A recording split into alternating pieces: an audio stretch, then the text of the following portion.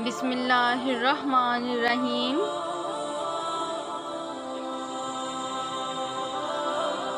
سورۃ البقرہ آیت نمبر 61۔ اور جب تم نے کہا اے موسیٰ ہم سے ایک ہی قسم کے کھانے پر ہرگز صبر نہ ہو سکے گا، اس لیے اپنے رب سے دعا کیجیے کہ وہ ہمیں زمین کی پیداوار ساگ، ککڑی، گیہوں، مسور اور پیاز دے۔ آپ نے فرمایا بہتر چیز کے بدلے ادنا چیز کیوں طلب کرتے ہو؟ اچھا شہر میں جاؤ، وہاں تمہاری چاہت کی یہ سب چیزیں ملیں گی۔ ان پر ذلت اور مسکینی ڈال دی گئی اور اللہ تعالیٰ کا غضب لے کر وہ لوٹے، یہ اس لیے کہ وہ اللہ تعالیٰ کی آیتوں کے ساتھ کفر کرتے تھے اور نبیوں کو ناحق قتل کرتے تھے۔ یہ ان کی نافرمانیوں اور زیادتیوں کا نتیجہ ہے۔ سورۃ البقرہ آیت نمبر 62۔ یقیناً جو کوئی بھی اللہ تعالیٰ پر اور قیامت کے دن پر ایمان لائے، چاہے وہ مسلمان ہوں، یہودی ہوں، نصارہ ہوں یا صابی ہوں، اور نیک عمل کرے، ان کا اجر ان کے رب کے پاس ہے، اور ان کے لیے نہ تو کوئی خوف ہوگا اور نہ وہ غمگین ہوں گے۔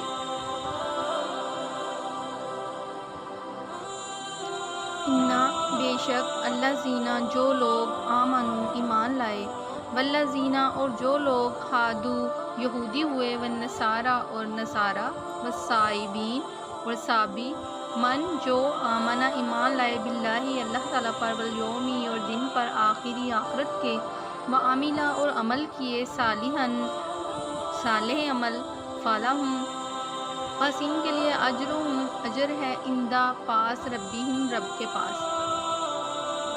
یہ حکم خاص طور پر اہل کتاب کے لیے ہے۔ بس اللہ تعالیٰ نے خبر دی ہے کہ اس امت کے اہل ایمان، یہود و نصارہ اور صائبین میں سے جو کوئی اللہ تعالیٰ اور یوم آخرت پر ایمان لایا اور اپنے رسولوں کی تصدیق کی، ان کے لیے اجر عظیم اور امن ہے۔ ان پر کسی قسم کا خوف ہوگا، نہ وہ غمزدہ ہوں گے۔ والذین ہادو اور جو یہودی ہوئے، یعنی سیدنا موسیٰ علیہ السلام کو ماننے والوں کو یہودی کہتے ہیں، والنصارہ اور عیسائی سیدنا عیسیٰ علیہ السلام کے ماننے والوں کو عیسائی کہتے ہیں، والصائبین اور صابی، صابی کسی دین کے پیروکار نہیں ہیں، لا مذہب لوگوں کو صابی کہتے ہیں۔ صحیح رائے یہ ہے کہ نصارہ کا ایک فرقہ ہی ہے۔ من آمن باللہ والیوم الآخر جو اپنے نبی کے زمانے میں اللہ تعالیٰ اور یوم آخرت پر ایمان لایا، وعمل صالحاً وہ اپنی شریعت کے مطابق نیک عمل کیے، فلہم اجرہم ان کے لیے ان کے اعمال کا ثواب ہے۔ اب سوال یہ پیدا ہوتا ہے کہ اللہ تعالیٰ کے نزدیک کامیابی کا اصول کیا ہے؟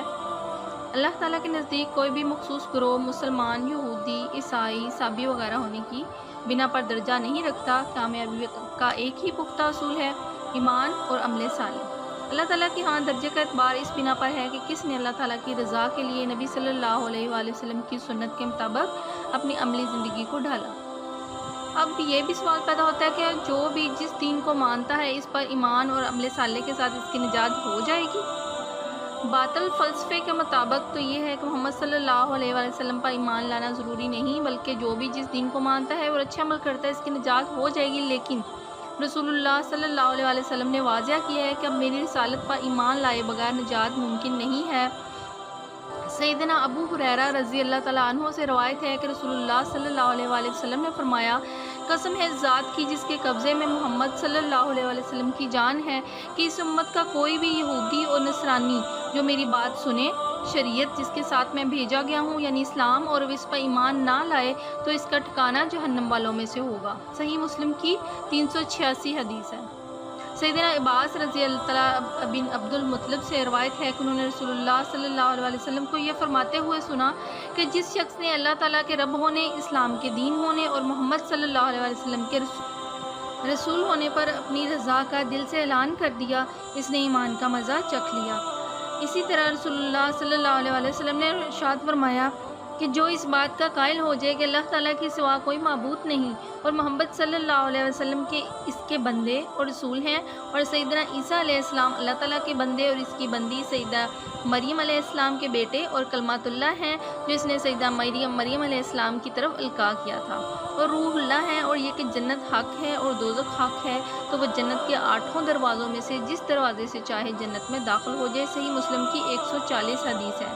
اسی طرح اللہ پاک سورہ آل عمران میں آیت نمبر 19 ہے، اس میں فرماتے ہیں ان الدین عند اللہ الاسلام، یعنی دین اللہ تعالیٰ کے نزدیک اسلام ہی ہے، اور جن لوگوں کو کتاب دی گئی انہوں نے اختلاف نہیں کیا مگر اس کے بعد کہ ان کے پاس علم آ چکا آپس میں ضد کی وجہ سے، اور جو اللہ تعالیٰ سے کفر کرتا ہے تو یقیناً اللہ تعالیٰ جلد حساب لینے والا ہے۔ لہٰذا اب اسلام قبول کیے بغیر کسی کو اس کے عمل کی جزا آخرت میں نہیں ملے گی۔ البتہ دنیا میں اچھے کاموں کی جزا ضرور دے دی جاتی ہے، کبھی رزق کی کشادگی کی شکل میں، کبھی کاموں میں آسانی یا اچھی شہرت کی شکل میں۔ وَلَا خَوْفٌ عَلَيْهِمْ وَلَا هُمْ يَحْزَنُونَ، اور ان کے لیے نہ کوئی خوف ہوگا اور نہ وہ غمگین ہوں گے، یعنی اللہ تعالیٰ اپنے دوستوں کو غم اور خوف سے بے نیاز کر دیں گے۔ ارشاد باری تعالیٰ ہے سورہ یونس آیت نمبر 62 میں، سن لو بلا شبہ اللہ تعالیٰ کے دوستوں پر نہ خوف ہے اور نہ ہی وہ غمگین ہوں گے۔ جزاک اللہ خیر کثیر۔ سورۃ البقرہ آیت نمبر 63۔ اور جب ہم نے تم سے وعدہ لیا اور تم پر طور پہاڑ لا کھڑا کر دیا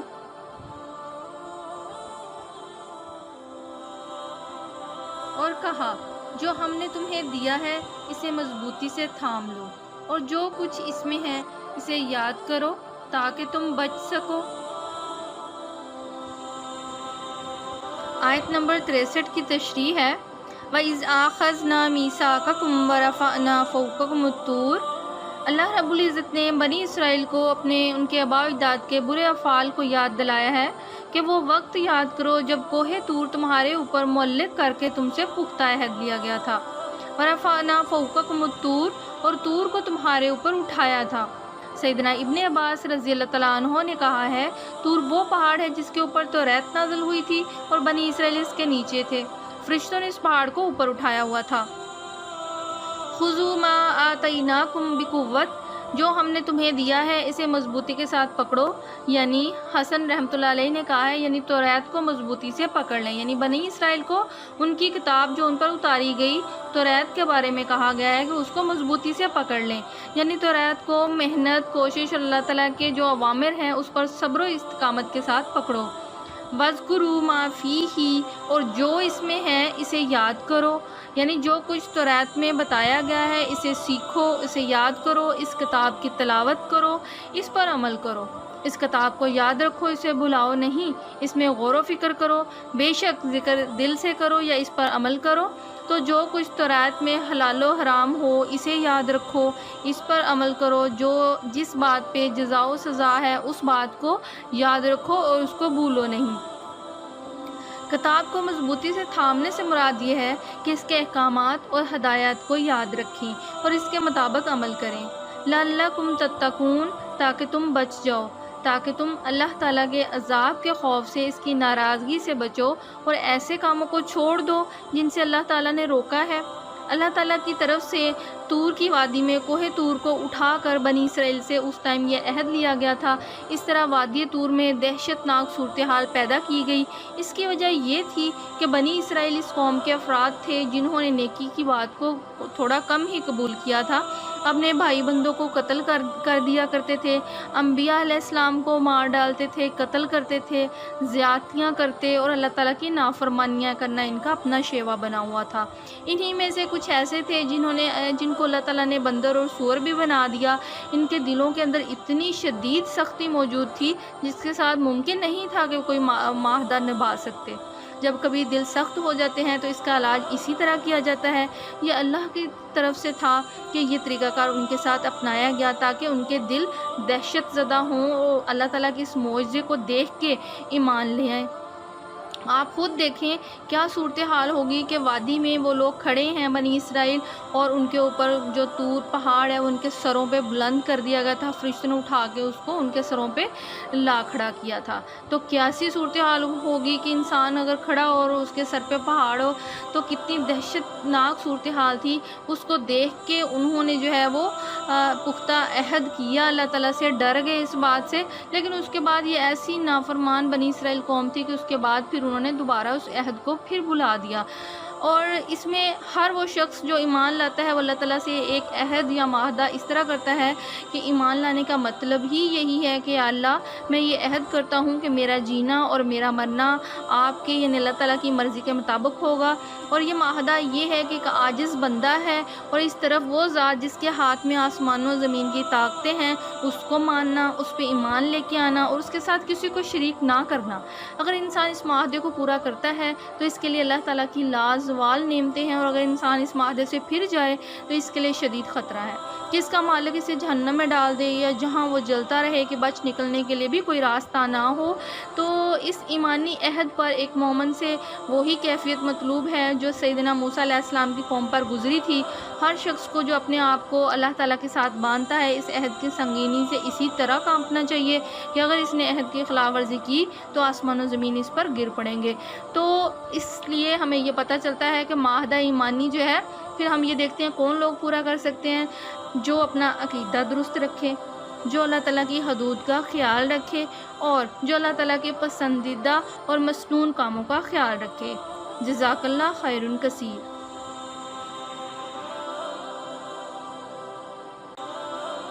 سورۃ البقرہ آیت نمبر 64۔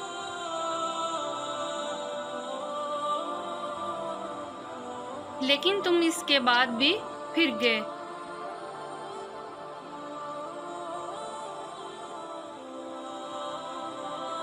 پھر اگر اللہ تعالیٰ کا فضل اور اس کی رحمت تم پر نہ ہوتی تو تم نقصان اٹھانے والے ہو جاتے۔ آیت نمبر 64 کی تشریح ہے، ثم تولیتم من بعد ذلک، اس کے بعد تم نے اعراض کیا اور اس سے پھر گئے۔ یعنی اس پختہ معاہدے کے بعد اللہ تعالیٰ کی کتاب کو مضبوطی سے پکڑنے اور جو کچھ اس میں ہے اسے یاد رکھنے کے عہد سے بنی اسرائیل پھر گئے۔ یہ معاہدے سے پھر جانا اللہ تعالیٰ کے عذاب کا سبب بنا۔ اللہ تعالیٰ کے دین سے منہ پھیرنے کا کیا نتیجہ نکلتا ہے کہ انسان انسانی سطح سے گر کر حیوانی سطح پر آ جاتا ہے۔ جب انسان اللہ تعالیٰ کے دین کا پابند نہیں رہتا تو اس کے پاس دوسرا کوئی دین ہی نہیں ہے۔ اللہ تعالیٰ کے دین سے منہ پھیرنے سے انسانی ہمدردی ختم ہو جاتی ہے، انسانوں کے حق مارتے ہیں، انسانوں کے خون پسینے کی کمائی چوستے ہیں، قتل و غارت کری ایسی سوسائٹی میں عام ہو جاتی ہے، چوری ڈاکے عام ہو جاتے ہیں، زنا کاری عام ہو جاتی ہے، اور پوری زمین فساد سے بھر جاتی ہے، کیونکہ اللہ تعالیٰ کے احکامات کو اگر نہ مانا جائے یا اس پر عمل نہ کیا جائے تو زمین میں فساد برپا ہو جاتا ہے۔ فلولا فضل اللہ علیکم ورحمتہ، تو اگر اللہ تعالیٰ کا فضل اور اس کی رحمت تم پر نہ ہوتی، اس سے مراد اللہ تعالیٰ کے فضل سے مراد قرآن مجید ہے، اور اللہ تعالیٰ کی رحمت قرآن کریم کو کہا گیا ہے۔ یعنی تمہاری توبہ قبول کر کے فضل نہ ہو اور پھسل جانے پر معافی کی رحمت نہ ہوتی، تو اس کا مطلب ہے اللہ تعالیٰ کا فضل اور اس کی رحمت بھی تم پر نہ ہوتی۔ اب سوال یہ پیدا ہوتا ہے کہ قرآن حکیم سے منہ پھیرنے کا اسباب کیا ہے، یا قرآن کریم کو لوگ جو ہے وہ کیوں اس سے منہ پھیرتے ہیں اور اس کو نہیں پڑھتے۔ دراصل لوگ قرآن حکیم کو اپنے لیے غیر ضروری سمجھتے ہیں۔ وہ یہ محسوس کرتے ہیں کہ اس کا انہیں کوئی فائدہ ہونے والا نہیں، وہ یہ محسوس کرتے ہیں کہ اس کو پڑھ لینے سے ہماری زندگی کے اندر کوئی ایسا معاملہ ہونے والا نہیں ہے جس سے ہمیں کوئی فائدہ نصیب ہو جائے، وہ یہ محسوس کرتے ہیں اس کو چھوڑ دینے سے ہمیں کوئی نقصان نہیں ہونے والا۔ تو بات یہ ہے کہ جب تک ہم قرآن کریم کو پڑھیں گے نہیں، یا جو احکامات ہمارے لیے اللہ تعالیٰ نے دیے ہیں ان کو ہم جانیں گے نہیں، تو کیسے ہمارا کوئی زندگی کا معاملہ جو ہے وہ اس سے ہم فائدہ اٹھا سکتے ہیں۔ لا کنتم من الخاسرین، تو تم ضرور خسارہ اٹھانے والوں میں سے ہو جاتے۔ تو اللہ تعالیٰ فرماتے ہیں کہ اگر میرا فضل اور رحمت تم پر نہ ہوتی تو تم ضرور خسارہ اٹھانے والوں میں سے ہو جاتے۔ یعنی میرا فضل دین اسلام اور قرآن کریم جو میں نے تم پر نازل کیا تمہاری امت کے لیے، تم پر نازل کیا اور تمہاری امت کے لیے، تو تم ضرور اس میں خسارہ اٹھا لیتے اگر اس میری رحمت جو ہے وہ تم پر نہ ہوتی، یعنی دنیا اور آخرت میں ہلاک ہو جاتے۔ اللہ رب العزت فرماتے ہیں آپ کہہ دیں کہ یقیناً خسارہ اٹھانے والے وہ ہیں جنہوں نے اپنے آپ کو اور اپنے گھر والوں کو قیامت کے دن خسارے میں ڈال دیا۔ سن لو، یہی کھلا خسارہ ہے۔ سورۃ الزمر کی آیت نمبر 15 کا ترجمہ ہے۔ اس کا مطلب یہ ہوا کہ اللہ تعالیٰ فرماتے ہیں کہ جن لوگوں نے نہ تو قرآن کریم کو پڑھا اور نہ ہی اپنے آپ کو یا نیک اعمال نہ خود کیے نہ اپنے گھر والوں کو اس کی ترغیب دی، تو انہوں نے اپنے آپ کو بھی خسارے میں ڈالا اور اپنے گھر والوں کو بھی خسارے میں ڈال دیا۔ تو یہی کھلا خسارہ ہے۔ جزاک اللہ خیر کثیر۔ سورۃ البقرہ آیت نمبر 65۔ اور بلا شبہ تم جان چکے ہو کہ تم میں سے جو لوگ ہفتے کے دن میں حد سے بڑھ گئے تو ہم نے انہیں کہا کہ تم ذلیل بندر بن جاؤ۔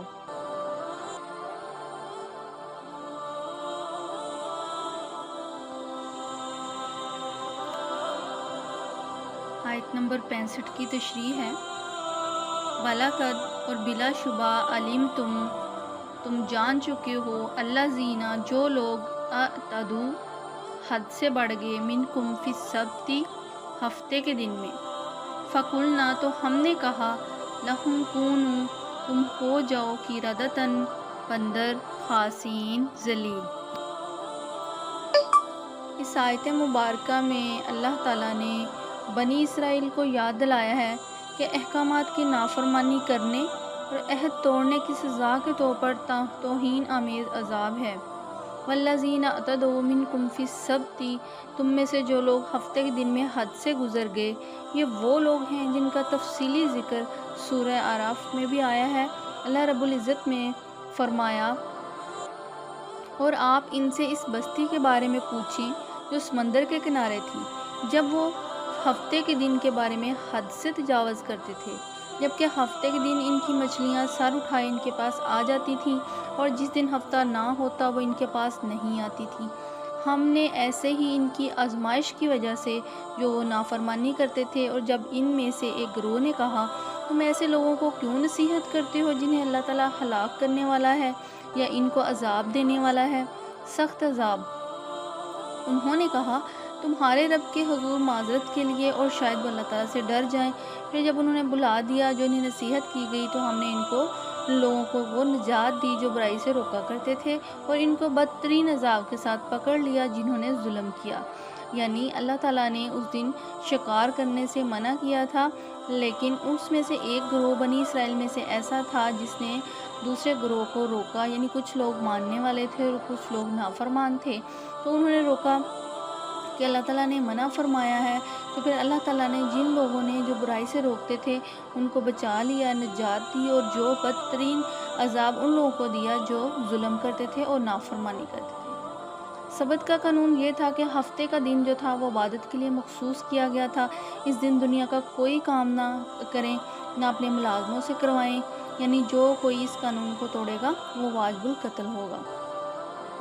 بنی اسرائیل نے سبت کے اس قانون کی خلاف ورزی کی، زیادتی کی اس میں، کہ اس دن عبادت کرنے کی بجائے تجارت کی اور اس دن کی حرمت کو پامال کیا۔ بنی اسرائیل نے حد سے تجاوز کیا، شکار کو ان کے لیے حرام کیا گیا تھا تو انہوں نے پھر شکار بھی کیا۔ اب انہوں نے عہد شکنی کی تو اللہ تعالیٰ نے سزا کے طور پر ان کو بندر بنا دیا۔ جب انسان جانوروں کی طرح سوچتا ہے تو پھر اللہ تعالیٰ اس کو جانور بنا دیتے ہیں۔ جب بھی انسان شریعت سے انحراف کرتا ہے تو وہ اپنے آپ کو جانور کی سطح پر ہی لے آتا ہے، جو کسی اخلاقی ضابطے کے پابند نہیں۔ شریعت کے ساتھ یہ کھیل کھیلنے سے ڈرنا چاہیے، کیونکہ اللہ تعالیٰ کا قانون اسی حیوانی ذلت میں مبتلا نہ کر دے جس میں یہود اپنے اس فعل کی وجہ سے مبتلا ہوئے تھے۔ ایمان لانے کے بعد بے حسی کی بیماری اس لیے پیدا ہو جاتی ہے کہ اللہ تعالیٰ کی یاد سے غافل ہوتا ہے، آخرت کو بلانے سے، زیادہ سوال کرنے سے، تعویلیں گھڑنے سے، حجتیں پیش کرنے سے، بحثیں کرنے سے وہ دل سخت ہو جاتے ہیں، اور دل سخت ہو جائیں تو عام انسانی باتوں کی طرح اللہ تعالیٰ کی باتوں میں بھی انسان سرکشی پر مبنی رویہ اختیار کرنے لگتا ہے۔ پھر اللہ تعالیٰ کا تصور دل کو نہیں پگھلاتا، اندر تڑپ بھی پیدا نہیں ہوتی اور روح کے اندر ارتعاش پیدا کرنے کا سبب بھی نہیں بنتا۔ فَقُلْنَا لَهُمْ كُونُوا قِرَدَةً خَاسِئِينَ، تو ہم نے انہیں کہا کہ تم ذلیل بندر بن جاؤ۔ یعنی اللہ تعالیٰ نے بنی اسرائیل کے ان لوگوں سے جنہوں نے نافرمانی کی، ان کو فرمایا کہ تم لوگ ذلیل بندر بن جاؤ، یعنی ان پر عذاب جو ہے وہ نازل کیا گیا اور وہ انسانوں سے حقیر بندر بن گئے۔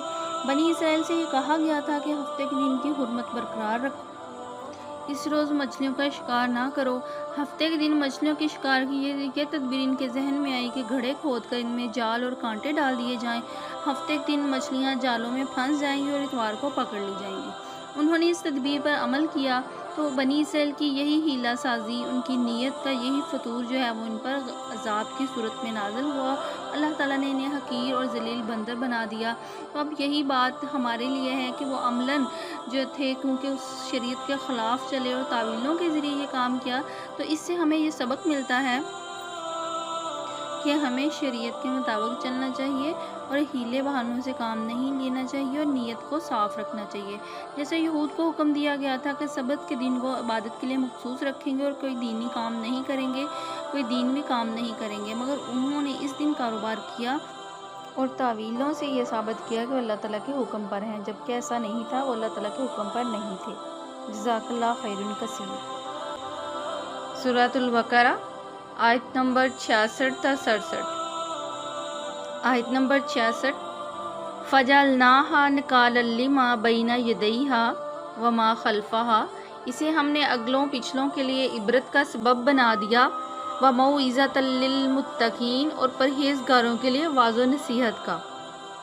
اللہ تعالیٰ نے بنی اسرائیل کو اس زمانے کی قوموں تک جنہیں یہ خبر پہنچی عبرت بنا دیا، وما خلفہا، اور ان قوموں کے لیے بھی اسے عبرت بنا دیا جو بعد میں آئیں۔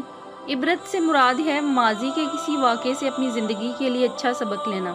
جن لوگوں نے سبت کے قانون الہی کی خلاف ورزی کی تو اللہ تعالیٰ نے انہیں بندر بنا دیا، ان کو اس دور کے لوگوں اور بعد میں آنے والوں کے لیے عبرت بنا دیا، یعنی اللہ تعالیٰ کی نافرمانی کر کے بندر بن جانے والوں کو جنہوں نے بھی دیکھا، ان کے لیے یہ واقعہ آنکھوں دیکھی گواہی تھا۔ اس واقعے کے بعد باقی لوگ اور یہ کہ بعد میں آنے والوں نے اگرچہ دیکھا نہیں تھا، لیکن اللہ تعالیٰ نے اس واقعے کو عبرت بنا دیا کہ نافرمانی کرنے پر شکلیں مسخ ہو سکتی ہیں۔ انسان کے وجود پر اصل اختیار اللہ تعالیٰ کا ہے، وہ جو چاہے کر سکتا ہے، انسان جو چاہے نہیں کر سکتا، اسے اپنے کیے کی سزا ملے گی۔ اللہ تعالیٰ نے اس واقعے سے ان پر حجت قائم کر دی تاکہ وہ گناہوں سے باز آ جائیں۔ وَمَوْعِظَةً لِّلْمُتَّقِينَ، اللہ تعالیٰ سے ڈرنے والوں کے لیے نصیحت بنا دیا۔ واعظ کیا ہے؟ ایسی نصیحت ہے جو دل کو پگھلا دے۔ اللہ تعالیٰ نے اس واقعے کو سب کے لیے عبرت بنا دیا تاکہ وہ گناہوں سے باز آ جائیں، مگر نصیحت صرف متقیوں کے لیے ہے، کیونکہ وہی نصیحت سے فائدہ اٹھاتے ہیں، وہ واقعات عام لوگوں کے لیے عبرت بنتے ہیں، اللہ تعالیٰ سے ڈرنے والوں کے لیے نصیحت بنتے ہیں۔ آیت نمبر 67۔ وَإِذْ، اور جب کالا کہا موسیٰ نے لِقَوْمِهِ اپنی قوم سے، اِنَّا بے شک اللہ یَأْمُرُکُم تمہیں حکم دیتا ہے، ان کہ تذبحوا ذبح کرو بقرۃ ایک گائے۔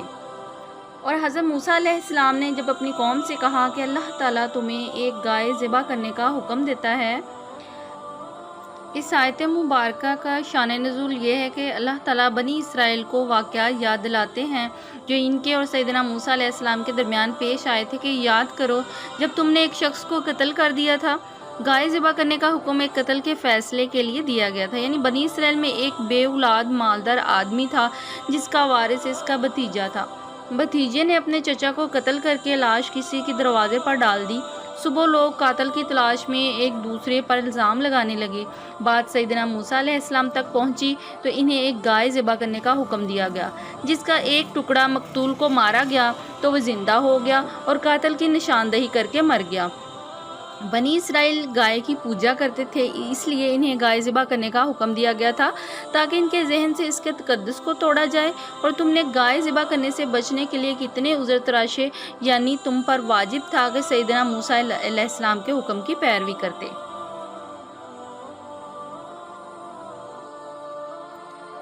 قالوا، کہا، اتتخذنا، کیا تم اڑاتے ہو، ہزوا، مذاق۔ قالا، انہوں نے کہا، اعوذ باللہ، میں اللہ تعالیٰ کی پناہ مانگتا ہوں ان اکونا کہ میں ہو جاؤں من الجاہلین جاہلوں میں سے۔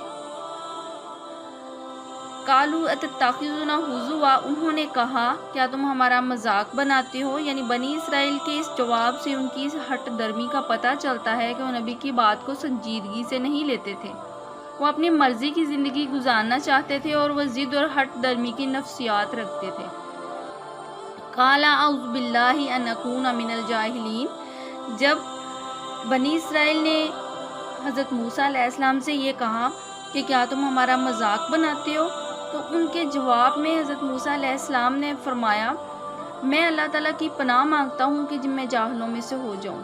اس بات سے سیدنا موسیٰ علیہ السلام نے قوم کو توجہ دلائی کہ مذاق اڑانا جہالت کا کام ہے، اور جہالت ایسی چیز ہے، یعنی جاہل ایسی بات کرتا ہے جس کا کوئی فائدہ نہ ہو، وہی لوگوں کا مذاق اڑاتا ہے۔ عقل مند آدمی اپنے جیسے کسی شخص کا مذاق اڑانا عقل اور دین کا سب سے بڑا عیب سمجھتا ہے۔ رسول ہو کر میں جہالت کا کام کرنے سے اللہ تعالیٰ کی پناہ مانگتا ہوں۔ تو سیدنا موسیٰ علیہ السلام کے کلام میں سبق بھی ہے کہ آپ کو بھی جہالت کا مظاہرہ کرتے ہو اللہ تعالیٰ کی پناہ مانگنی چاہیے۔ میں اس سے اللہ تعالیٰ کی پناہ مانگتا ہوں کہ میں جاہلوں میں سے ہو جاؤں، یعنی اپنے آپ کو اپنی خواہش و مرضی کے نہیں اللہ تعالیٰ کے حوالے کرتا ہوں جو مجھے ہر برائی سے بچا سکتا ہے، کیونکہ جاہل ہی ایسی بات کیا کرتا ہے جس کا کوئی فائدہ نہیں ہوتا اور وہی لوگوں کا تمسخر اڑایا کرتا ہے۔ عقل مند شخص یہ سمجھتا ہے کہ اپنے جیسے کسی آدمی کا مذاق اڑانا عقل و دین کا سب سے بڑا عیب ہے، اگرچہ سے اس کی آدمی پر کوئی فضیلت ہی کیوں نہ ہو۔ یہ فضیلت تو تقاضا کرتی ہے کہ وہ اپنے رب کا شکر ادا کرے اور اس کے بندوں کے ساتھ شفقت سے پیش آئے۔ جزاک اللہ خیر کثیر۔ سورۃ البقرہ آیت نمبر 68۔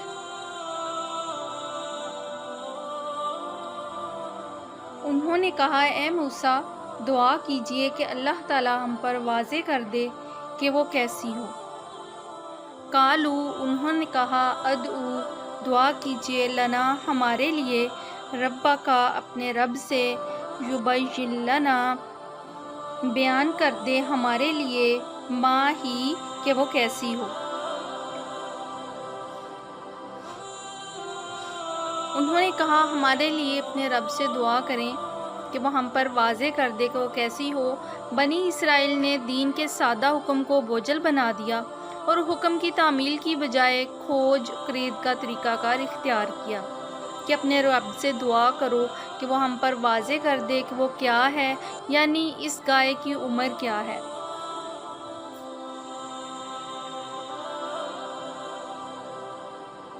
موسیٰ نے کہا سنو، بے شک اللہ تعالیٰ فرماتا ہے کہ وہ گائے نہ تو بوڑھی ہو نہ بچیا، بلکہ درمیانی عمر کی نوجوان ہو۔ اب جو تمہیں حکم دیا گیا ہے بجا لاؤ۔ قالا، انہوں نے کہا انہو، بے شک، یقولو، کہتا ہے، انہا بقرۃ، گائے، لا نہیں، فارض، بوڑھی ہو، ولا اور نہ، بکر، بچیا، اوان بین ذالک، بلکہ ان کی درمیان کی ہو، نوجوانی کی عمر کی۔ فافعلوا ما تؤمرون، پس تم وہ کرو جو تمہیں حکم دیا گیا ہے۔ اس آیت مبارکہ میں سیدنا موسیٰ علیہ السلام نے واضح کیا کہ اللہ تعالیٰ فرماتا ہے کہ وہ گائے ایسی ہے جو بڑی نہیں اور نہ ہی زیادہ چھوٹی ہے، متوسط عمر کی ہے، لہذا تشدد اور تکلف کو چھوڑو اور وہ کام کرو جسے کرنے کا حکم دیا گیا ہے۔ مذہب کی اصل روح تسلیم و رضا ہے، جرا نہیں۔ ایک دفعہ ایک نظام عمل کو مان لینے کے بعد صرف عمل کے لیے گنجائش رہ جاتی ہے، پس تم سے بھی یہی مطالبہ کیا جا رہا ہے۔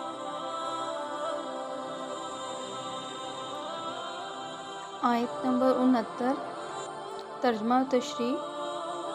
قالو، انہوں نے کہا ادعو، دعا کیجئے لنا ہمارے لیے، ربکا اپنے رب سے، یبین لنا بیان کر دے ہمارے لیے، ما لونہا اس کا رنگ کیا ہے۔ قالا، آپ نے فرمایا انہو، بے شک، یقولو، وہ کہتا ہے، انہا بقرۃ، گائے، صفراء، زرد رنگ کی ہے، فاقع لونہا، چمکیلا اور دیکھنے والوں کو تسر الناظرین بھلا لگنے والا اس کا رنگ ہے۔ اس آیت مبارکہ میں یہ بتایا گیا ہے کہ بنی اسرائیل نے ایک بار پھر سیدنا موسیٰ علیہ السلام سے دعا کرنے اور واضح کرنے کے لیے کہا کہ گائے کا رنگ کیسا ہو۔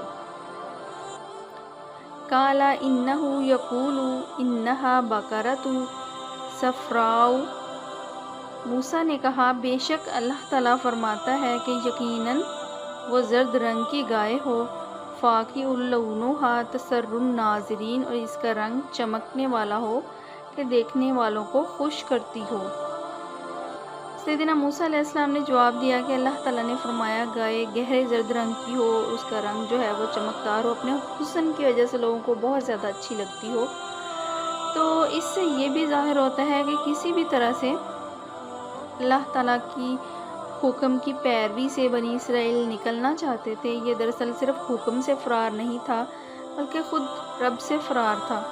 انسان جب کوئی کام نہیں کرنا چاہتا تو پھر ایسا ہی رویہ اختیار کرتا ہے کہ اس میں بہت زیادہ سوالات جو ہے وہ کرنا شروع کر دیتا ہے۔ تو اس لیے ایک مومن کے لیے بھی ضروری ہے کہ حکم آنے پر فوراً مومن کو اس پر عمل کرنا چاہیے اور ہیلے بہانوں سے کام نہیں لینا چاہیے۔